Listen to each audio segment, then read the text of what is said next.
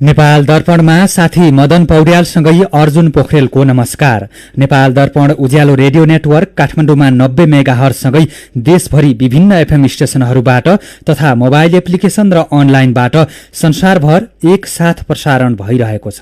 नेपाल दर्पण सुरु गरौं मुख्य खबरका शीर्षकहरूबाट। पछिल्लो 24 घण्टामा परीक्षण गरिएका मध्ये झण्डै 24% कोरोना संक्रमण पुष्टि। सक्रिय संक्रमित बढेर 30,000 नागे। तेस्रो लहरको पूर्व तयारीमा जुट्न सांसदहरूको निर्देशन। आफ्नो कारण मौद्रिक नीतिमा ढिलाइ नभएको अर्थमन्त्री शर्माको जिकिर। कसैलाई आरोप लगाउन नभई वास्तविकता देखाउन श्वेत पत्र ल्याउन लागि दावी। बाघको संख्यासँगै मानवीय क्षतिका घटना पनि बढ्दै। मानिसकै कमजोरी र लापरवाही मुख्य कारण देखिएको बर्दिया निकुञ्जका प्रमुखको भनाई। अलिकति क्रियाकलाप वंशतमा बढेको र हामीले सावधानी अपनाउनु पर्ने कुरामा पनि सावधानी नअपनाउँदाखेरि यस्ता खालका घटनाहरू भएको चाहिँ देखिन्छ। अमेरिकाको अलास्कामा 50 वर्ष यताकै शक्तिशाली भूकम्प। ठूला परकम्प आउन सक्ने भएकोले सतर्क रहन आग्रह। सुनामीको चेतावनी भने रद्द। र 15 स्वर्णका साथ चीन टोकियो ओलम्पिकको शीर्ष स्थानमा। श्रीलङ्कासँगको अन्तिम टी20 क्रिकेटमा भारत पहिला ब्याटिङ गर्दै। रेडियो नेटवर्कबाट प्रसारण भइरहेको नेपाल दर्पणमा अब सुनौ पूरा खबर। नेपालमा कोरोनाको संक्रमण दर आज पनि झण्डै 24% पुगेको छ। पछिल्लो 24 घण्टामा 3,365 जनामा कोरोना संक्रमण पुष्टि भएको छ। 9,555 जनाको पीसीआर र 4,687 जनाको एन्टिजन गरी 14,242 जनाको परीक्षण गर्दा 3,365 जनामा संक्रमण देखिएको हो। यो कुल परीक्षणको 23.62% हो। हिजो पनि परीक्षण गरिएका मध्ये 24% भन्दा धेरैमा संक्रमण पुष्टि भएको थियो। दिनदिनै संक्रमित थपिन थालेसँगै अस्पतालहरूमा फेरि पनि कोरोनाका बिरामीको संख्या बढ्न थालेको छ। यस्तै थप 1,373 जना निको भएसँगै संक्रमण मुक्त हुनेको संख्या 6,50,445 पुगेको छ। यस्तै थप 16 जनाको ज्यान गएसँगै नेपालमा संक्रमणकै कारण ज्यान गुमाउनेको संख्या 9,807 पुगेको छ। नेपालमा सक्रिय संक्रमितको संख्या फेरि 30,000 नागेको छ। संक्रमित थपिने क्रम बढेको र निको हुनेहरू कम हुँदा सक्रिय संक्रमितको संख्या 30,390 पुगेको छ। यसैबीच सांसदहरूले कोरोनाको तेस्रो लहरबाट बालबालिकालाई बचाउने तयारीमा जुट्नुपर्नेमा जोड दिएका छन्। प्रतिनिधि सभाको महिला तथा सामाजिक समितिमा बोल्दै सदस्य दुर्गा कुमारी विश्वकर्माले सरकारी अस्पतालमा भेन्टिलेटर र आइसियु पर्याप्त नभएको भन्दै स्वास्थ्य क्षेत्रमा पहिलो बजेट छुट्याएर काम गर्नुपर्ने बताउनुभयो। यसैगरी समितिकी सदस्य हिरा गुरुङले कोरोनाको तेस्रो लहरबाट बालबालिका बढी प्रभावित हुने भएकोले पर्याप्त पूर्व तयारीमा लाग्नुपर्नेमा जोड दिनुभयो। स्वास्थ्य तथा जनसङ्ख्या मन्त्रालयका सचिव डाक्टर रोशन पोखरेलले भेन्टिलेटर थप गरेको र विभिन्न प्रादेशिक अस्पताललाई 5-10 वटा भेन्टिलेटर थप्दै जाने गरी 230 वटा भेन्टिलेटर थप गरिएको समितिलाई जानकारी गराउनु भएको छ। प्रधानमन्त्री शेरबहादुर देउबा र नेकपा माओवादी केन्द्रका अध्यक्ष पुष्पकमल दाहाल प्रचण्ड बीच आज पनि छलफल भएको छ। बिहान बालुवाटारमा भएको छलफलमा मन्त्री परिषदलाई पूर्णता दिनेबारे कुराकानी भएको थियो। गठबन्धन दलहरूबीच भोलिसम्ममा मन्त्री परिषदलाई पूर्णता दिनेबारे छलफल हुँदै आएको छ। तर मन्त्रीको टुङ्गो लगाउन भने बाँकी नै छ।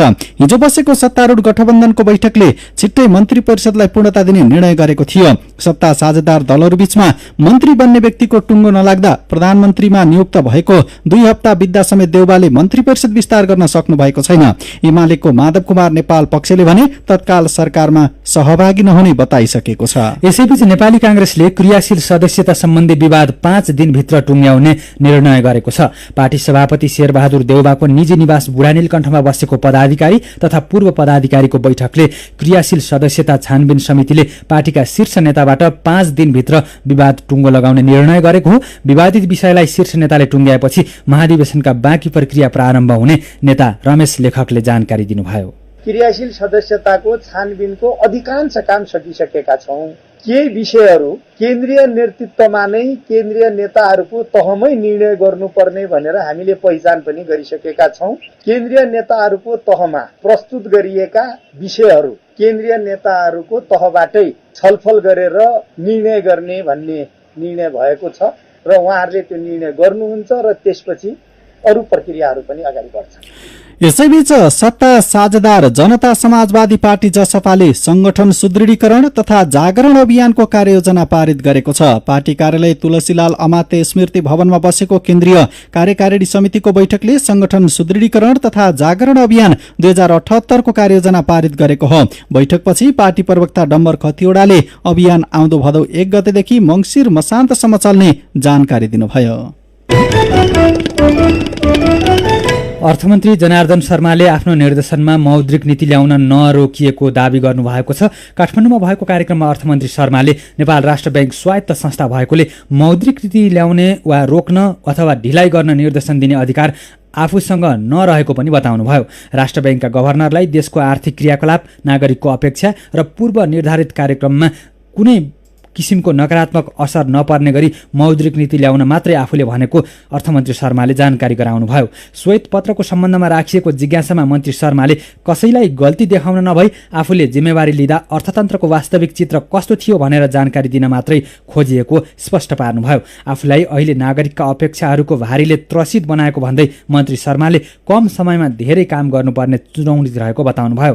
कार्यक्रममा अर्थ सचिव शिशिर कुमार ढुङ्गानाले अर्थतन्त्रको स्थिति कमजोर अवस्थामा रहेको जानकारी दिँदै पुँजीगत खर्च बढाउने र व्यापार घाटा कम गर्ने दिशामा मेहनत गर्नुपर्ने अवस्था रहेको बताउनुभयो।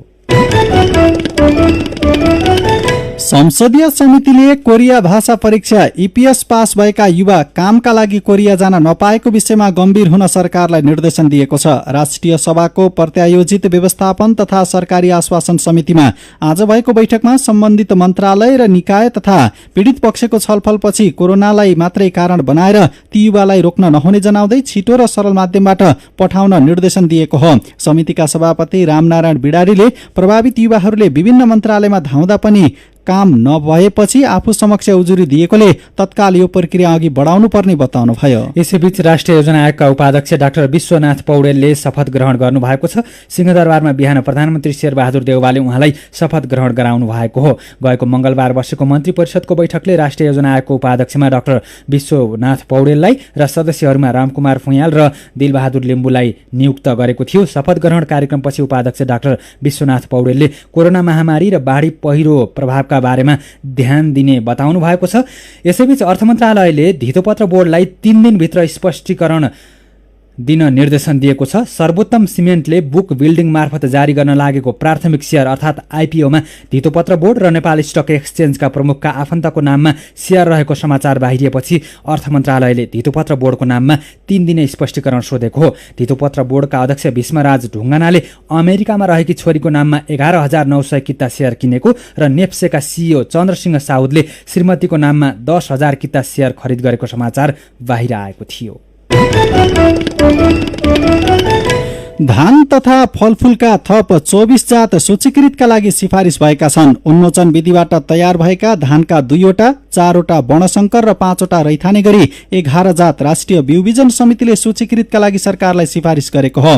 त्यस्तै लिचीका 6, किवीका 4 र आँपका 3वटा गरी 13वटा जात सिफारिस गरिएको छ। नेपाल कृषि अनुसन्धान परिषद नार्कले उन्मोचन गरेको धानको खुमल 12 र खुमल 14 जात दर्ताका लागि सिफारिस भएको बिउबिजन गुणस्तर नियन्त्रण केन्द्रका वरिष्ठ बाली अधिकृत प्रकाश आचार्यले जानकारी दिनुभयो। यस्तै विदेशमा उत्पादन भएका धानका 4वटा वर्णशंकर मध्ये प्याक 8744 प्लस, ADB 7577, MR 8333 र NPH 567 नार्कले सूचीकृतका लागि सिफारिस गरेको छ।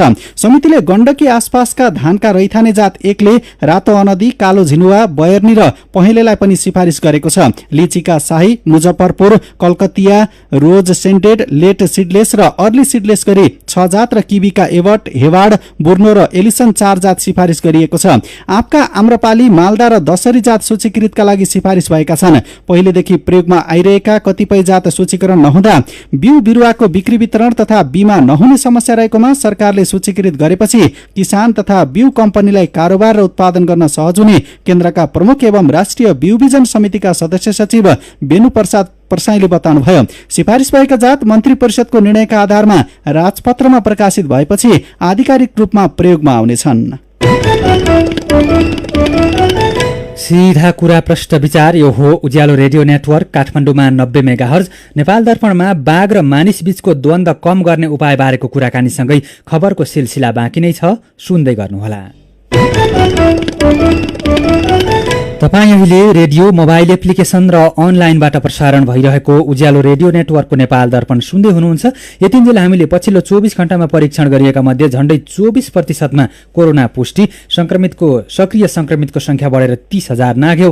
आफ्नो कारण मौद्रिक नीतिमा ढिलाइ नभएको अर्थमन्त्री शर्माको दाबी लगायतका खबर प्रस्तुत गर्यौं। अब बाँकी खबर। बाघको अस्तित्व मानवको दायित्व भन्ने सन्देशका साथ आज विश्व बाघ दिवस मनाइएको छ। नेपालले सन् 2022 सम्ममा बाघको संख्या 250 पुर्याउने लक्ष्य राखेकोमा अहिले 235 पुगिसकेको छ। विश्व बाघ दिवसका अवसरमा काठमाडौँमा भएको कार्यक्रममा प्रधानमन्त्री शेरबहादुर देउवाले बाघको वासस्थानका लागि जंगल आवश्यक रहेको र जंगल जोगाउनेतर्फ ध्यान दिनुपर्नेमा जोड़ दिनुभयो। उहाँले बाघको वासस्थानको सुरक्षा गर्दै चोरी निकासी रोक्नुपर्नेमा समेत जोड़ दिनुभयो। प्रधानमन्त्री देउवाले बाघ र मानिसका बीचमा हुने द्वन्द्व घटाउन र समस्याको समाधान हुने गरी उपाय निकाल्नु अहिलेको आवश्यकता रहेको बताउनुभयो। कार्यक्रममा पूर्व प्रधानमन्त्री तथा नेकपा एमालेका वरिष्ठ नेता माधव कुमार नेपालले प्रकृति संरक्षणमा जोड़ दिनुपर्ने बताउनुभयो। उहाँले प्रकृतिको संरक्षण भए मात्रै मानव जातिको संरक्षण हुने समेत बताउनु भएको छ। बर्दियामा बाघको संख्यामा उल्लेख्य वृद्धि भएसँगै बाघ र मानिस बीच द्वन्द्व बढेको छ। बर्दियामा आर्थिक वर्ष 2076-77मा 6 जना, गएको वर्ष 12 जना र यो आर्थिक वर्षमा 1 जना गरी 19 जनाले बाघको आक्रमणबाट ज्यान गुमाएका छन्। बर्दिया निकुञ्ज आसपासका जिल्लामा गरी 2 वर्षको समयमा पाटे बाघको आक्रमणबाट 23 जनाको ज्यान गइसकेको छ। गएको आर्थिक वर्षमा मात्रै बर्दिया निकुञ्जले 6 वटा समस्याग्रस्त पाटे बाघलाई नियन्त्रणमा लिएको थियो। बर्दियामा बाघको संख्या बढेर 87 पुगेको छ। बाघको संख्या बढ्दै जानु खुसीको विषय भए पनि मान्छे मार्ने क्रम बढ्दा भने चिन्ता थपिएको छ। बाघले मान्छेलाई आक्रमण गर्ने क्रम किन बढिरहेको हो भनेर उज्यालो सहकर्मी भावुक योगीले बर्दिया राष्ट्रिय निकुञ्जका प्रमुख संरक्षण अधिकृत विष्णुप्रसाद श्रेष्ठलाई सोध्नु भएको छ। घटना बढ्नुमा चाहिँ दुईवटै पाटो। एउटा त सामान्यतया बाघको संख्या बढेपछि अलिकति जोखिम चाहिँ बढ्नु स्वाभाविक हो भने जुन हाम्रो यो निकुञ्ज आसपासको वन क्षेत्रहरू छन्, जुन हाम्रो राष्ट्रिय निकुञ्जभन्दा बाहिरका वन क्षेत्रमा चाहिँ अलिकति वासस्थानहरू चाहिँ क्षयीकरण भइरहेको अवस्था पनि छ। मानव बस्तीहरू एकदमै नजिक भएको अवस्था छ र मानवीय जुन क्रियाकलापहरू सामुदायिक वन क्षेत्रमा एकदमै बढेको अवस्था छ, जुन क्षेत्र चाहिँ बाघको हाम्रो वासस्थान क्षेत्र पनि हो। र यो कारणले गर्दा अलिकति मानवीय सावधानी कम हुँदाखेरि अहिले बाघको आक्रमणको घटनाहरू चाहिँ बढेको छ। यो अर्को जोडिएको पाटो यसमा के छ भने कोभिडको पनि छ। जुन किसिमले कोभिड भइसकेपछि लकडाउन भयो, निषेधाज्ञा भयो भने स्थानीय समुदायहरू फेरि गाउँमा फर्किने र वन क्षेत्रमा प्रवेश गर्दाखेरि बाघको जुन वासस्थान क्षेत्र हो र त्यो खलबल लिन पुग्दाखेरि यस्ता खालका घटनाहरू चाहिँ बढेको देखिन्छ। र कुनै पनि बाघले गाउँ क्षेत्रमा आएर चाहिँ मानवलाई आक्रमण गरेर मृत्यु भएको घटना चाहिँ छैन। यसले के पनि देखाउँछ भने चाहिँ हाम्रो अलिकति क्रियाकलाप वन क्षेत्रमा बढेको र हामीले सावधानी अपनाउनु पर्ने कुरामा पनि सावधानी नअपनाउँदाखेरि यस्ता खालका घटनाहरू भएको चाहिँ देखिन्छ। बाघको आक्रमणबाट यो घटनाहरू बढ्न नदिनका लागि निकुञ्जले खासमा के गरिरहेछ? तपाईँले त्यस्तो के अभियान थाल्नु भएको छ? पहिलो त हामीले जुन किसिमले बाघले यो घटना घटाइरहेछ ती क्षेत्रहरूमा चाहिँ अनुगमन गरेर जुन समस्याग्रस्त बाघ हो त्यो समस्याग्रस्त बाघलाई नियन्त्रणमा लिने काम गरेका छौँ।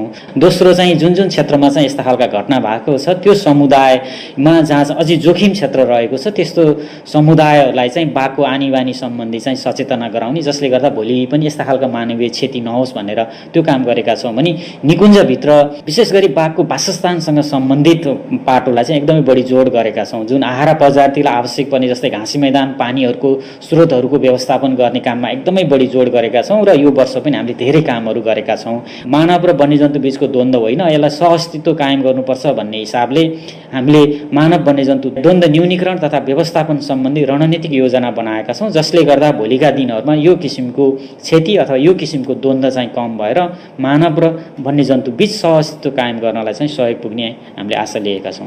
पाटे बाघको आक्रमण हुने त्यस्ता क्षेत्रमा हिँडडुल नगर्नका लागि चाहिँ स्थानीय बासिन्दाले के गर्नुपर्छ जस्तो लाग्छ? जति पनि हाम्रा घटनाहरू भइरहेछ यो पछिल्लो 3 वर्षको घटना नि सबै घटना जङ्गलमा भएको अवस्था छ। यो पनि सामुदायिक वनमा गएको समयमा भने यो हाम्रो असावधानीको कारणले यस्ता घटना बढेको रहेछ।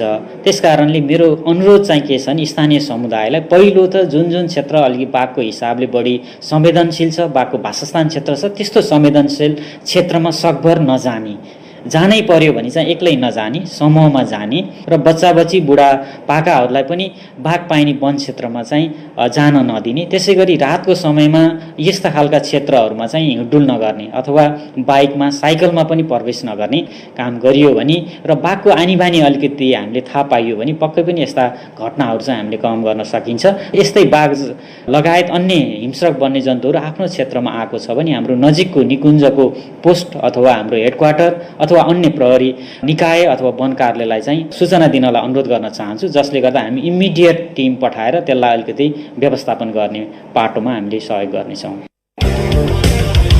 मेरो पनि भन्नु छ। मानिस र जनावर बीचको द्वन्द्व कम गर्दै बाघको संरक्षण गर्न तपाईले दिनुभएका सुझावलाई मेरो पनि भन्नु छमा समेटेका छौं। दिनेश चापागाईको सुझाव छ, बाघ संरक्षित क्षेत्रमा कम्तीमा पनि 10 फिट अग्लो पर्खाल र तार जालीले घेर्ने गरौं। त्यसो गर्न सकेको खण्डमा बाघ मात्र होइन, अन्य लोपन्मुख जनावरहरूको समेत संरक्षण हुनेछ। साथसाथै मानवीय क्षतिमा समेत कमी आउनेछ।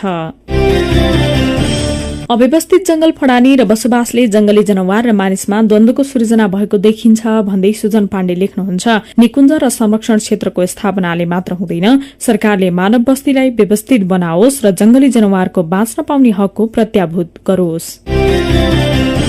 प्रकाश केसी सुझाव दिनुहुन्छ, जंगली जनावरको संरक्षण गर्न चोरी पैठारी र बाघको वासस्थान खलबल्याउने जो कोहीलाई कड़ा भन्दा कड़ा कानून बनाई हदैसम्मको जरिवाना गरिनुपर्छ। युवराज ओलीको विचारमा बाघको लागि सरकारले छुट्टै वासस्थान निर्माण गर्नुपर्दछ र राष्ट्रिय निकुञ्ज जस्ता क्षेत्रहरूमा तार जालीको व्यवस्था गरी बाघलाई भित्रै आहाराको बन्दोबस्त मिलाउन सकेमा बाघको आक्रमणबाट बच्न सकिन्छ।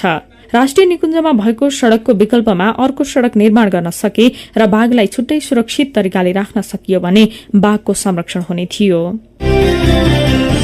अनि विपुल थापा विकासको सुझाव छ, राजमार्गमा वन्यजन्तुहरू सहजै बाटो वारीपारी गर्न जैविक मार्गहरू निर्माण गर्नुपर्छ।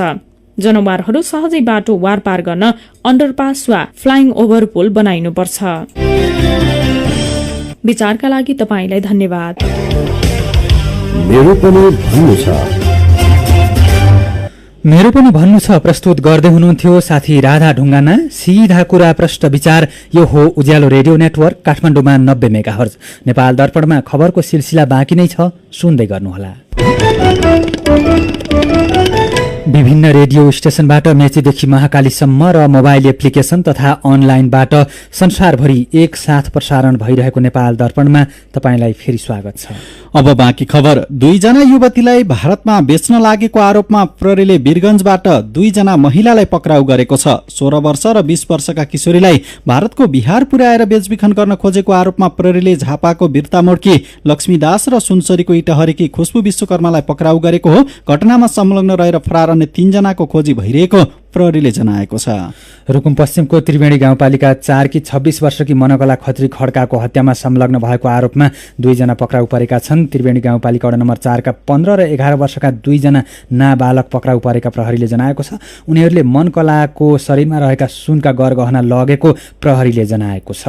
सप्तरीको राजविराज नगरपालिकाका जनप्रतिनिधिले 2 महिनामै सुविधा र भत्ता बापत 26 लाख रुपैयाँ बुझेका पाइएको छ। नगरपालिकाको तथ्याङ्क अनुसार गएको चैत र वैशाख महिनामा जनप्रतिनिधिले सुविधा र भत्ता बापत 26,50,230 रुपैयाँ बुझेका हुन्, जस अनुसार नगर प्रमुख शम्भु प्रसाद यादवले 66,330 रुपैयाँ र उपप्रमुख साधना झाले 67,320 रुपैयाँ बुझेका छन्। नगरपालिकाका प्रमुख प्रशासकीय अधिकृत मदन कुमार थापाले प्रदेश सरकारले तोके बमोजिम जनप्रतिनिधिले सुविधा र भत्ता पाएको दावी गर्नुभयो। लुम्बिनी प्रदेशको स्थायी राजधानी शहरको सम्भावित खाका तयार भएको छ।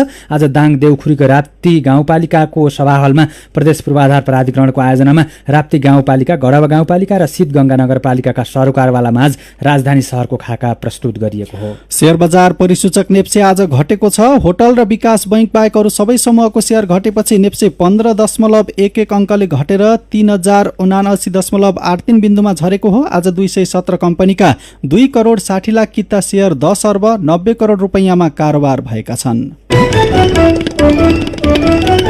नेपाल दर्पणमा अब विदेशका खबर। अमेरिकाको अलास्कामा पछिल्लो 50 वर्ष यताकै शक्तिशाली भूकम्प गएको छ। अलास्काको समुद्री क्षेत्रमा 8.2 रेक्टर स्केलको भूकम्प गएको CNN ले जनाएको छ। अलास्काको फेरीभिली क्षेत्रबाट 91 किलोमिटर दक्षिण पूर्वको समुद्री क्षेत्रमा 46 किलोमिटर गहिराईमा भूकम्प गएको खबरमा उल्लेख छ। अलास्काको सबैभन्दा ठूलो कोडियक नगरका मेयर प्याट ब्रान्सले अहिलेको भूकम्प सन् 1964 यताकै शक्तिशाली भएको CNN लाई बताउनु भएको छ। भूकम्पपछि 2 ठूला परकम्प पनि गएका छन्। भूकम्पको केही समयपछि समुद्रमा ठूला छाल आएपछि सुनामीको चेतावनी जारी गर्दै नागरिकलाई अग्लो ठाउँका सार्वजनिक भवनमा सारिएको थियो।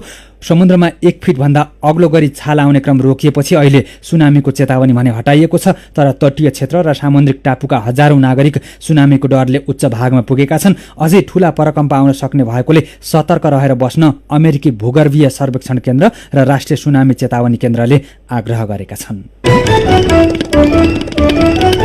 अब खेल खबर। टोकियो ओलम्पिकमा चीन शीर्ष स्थानमा रहेको छ। चीनले 15 स्वर्ण 7 रजत र 9 कांस्य सहित 31 पदक जितेको छ। दोस्रो स्थानमा रहेको जापानले पनि 15 स्वर्ण 4 रजत र 6 कांस्य सहित 25 पदक जितेको छ। यस्तै 14 स्वर्ण 14 रजत र 10 कांस्य गरी 38 पदकका साथ अमेरिका तेस्रो स्थानमा छ। 8 स्वर्ण सहित रसियन ओलम्पिक कमिटी चौथो र अस्ट्रेलिया 5औं स्थानमा छन्। बेलायतले 5, दक्षिण कोरियाले 4, फ्रान्स र जर्मनीले 3-3 स्वर्ण पदक जितेका छन्। Italy, Netherlands, Canada, Hungary, Slovakia, Croatia र कोसोभोले 2-2 स्वर्ण जितेका छन्। ओलम्पिकमा Switzerland, Romania, Brazil, Chinese Taipei, check Republic, न्यूजील्यान्ड, Georgia, Serbia, Austria, Hong Kong, Tunisia, Estonia, Ireland, Uzbekistan, बर्मुन्डा, Ecuador, fizzy, Iran, Latvia, Norway, Philippines, Slovakia र थाइल्यान्डले 1-1 स्वर्ण पदक जितेका छन्। र भारत र श्रीलङ्का बीचको तेस्रो तथा अन्तिम T20 क्रिकेट अहिले भइरहेको छ।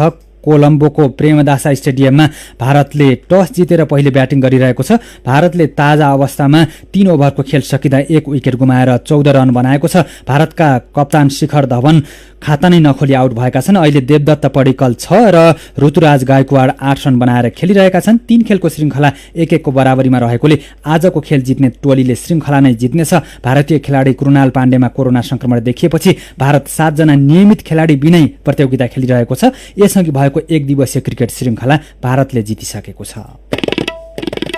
खेल खबरसँगै उज्यालो रेडियो नेटवर्कबाट प्रसारण भइरहेको नेपाल दर्पणको समय सकिनै लागेको छ। बिदा हुनु अघि आजका मुख्य खबरका शीर्षकहरू फेरि एकपटक।